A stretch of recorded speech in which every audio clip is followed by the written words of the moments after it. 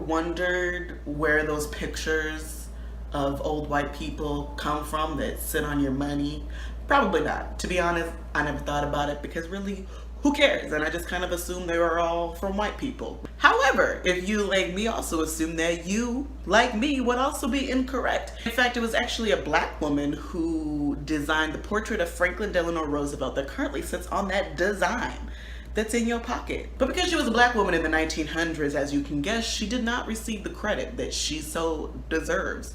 And she has a very interesting story, and that is what I'm going to talk to you guys about today in this episode of Black History 365. Before we do that, y'all know the drill. Like, y'all gonna need to like subscribe, like hit that. Like, did you do it?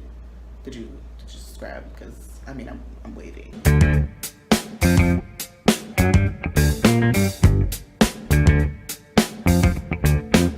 So yes, I am back with Black History 365. You guys seem to enjoy those videos, and I actually just really love researching them. The story of Selma Burke is one that I actually found out earlier this year because in Black History Month, I did like a 28-day thing where I was posting about lesser known Black history figures, because I just love doing that stuff. And she was a name that I came across, and I read her story and did some research on her, and I thought it was very interesting. So I figure what better way to jump back into Black History 365 than to share this with you. So Selma Burke, yes, what's up, girl? Madam Burke, how you doing, girl? Rest in peace. Yes, Miss Selma was born in Morrisville, North Carolina in 1900. As you can imagine, everything was still segregated. Everybody hated black people and hated the black women even more. Playing with these racist white people, she actually used to go down to the river where there was like a clay, the riverbed was made out of clay, and she used to play in the clay. And you know, later in life, she said this was kind of her first introduction to sculpting. Her grandmother was somebody who always pushed her to kind of pursue her art because she just saw that that was something that she was passionate about. Everybody else was like, girl, playing in the mud ain't gonna pay these bills, so I mean, I'm gonna need you to get a job, like a real job. So when it came time to go to college, that's exactly what she did. She's pursued nursing. She attended St. Agnes in Raleigh, North Carolina, and then in 1928 she moved to Harlem, New York to start practicing nursing in the private sector. While she was in New York, she got more of a chance to explore art, and she got really involved in the Harlem Renaissance movement. And Selma became one of the first and only female artists to really rise to fame during the Harlem Renaissance movement. At that time, it was very male dominated, and she was kind of the first woman to be like, excuse me niggas, me, my bad bitch ass, I'm coming through. Ain't nobody got time for you ass shit nigga paintings of naked black women with like pyramids as titties. She's in New York in the early 1930s at this point. She kind of leaves nursing alone and she goes full-time into art. At this point, she starts teaching art. She gets hired to work for the WPA, the Workers' Progress Administration, and she gets hired specifically to work on this project called New Deal Art Project, right? New Deal Federal Art Project. And one of her projects that she did while working for the WPA was a bust of Booker T. Washington. In the mid-1930s, she was like, bye America, and she went to Europe to just kind of get her inspiration in fine arts. She came back, got a master's in fine arts at the Columbia University, which she graduated in 1940.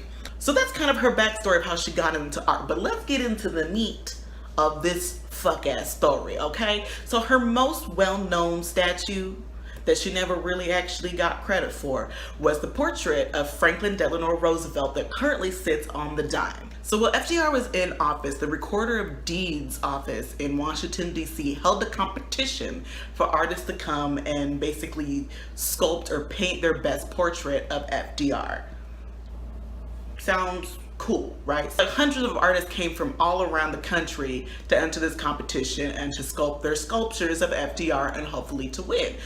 So Miss Selma Burke, being the bad bitch that she is, was like, slight work, and she entered the competition. However, while she was doing the competition, she kind of felt like she couldn't really do an accurate depiction of FDR if she had never seen him face to face. So she actually wrote to the White House and really was not expecting to get an answer, but to her black ass surprise, they actually granted her 45 minutes with FDR in the White House to sketch and do whatever she needed to do to complete her portrait. And so she went and she did what she needed to do. Later, when the plaque was finished, Eleanor Roosevelt actually went to approve the plaque first before it was like officially unveiled, and when she went, like, she was shook it, like she could not, she was like, whew, child, how a Negro did this? Yes, bitch, she did. Needless to say, Miss Selma Burke won this competition. Now follow me here, because this is kind of where it starts to take a turn. So the sculpture that she made is the same sculpture that's on the dime. The original sculpture that was commissioned was to be hung in the National Recorder of Deeds office, where still her sculpture, her original sculpture, is still hanging today. So the portrait that's on the dime and the portrait that she made are literally identical, okay?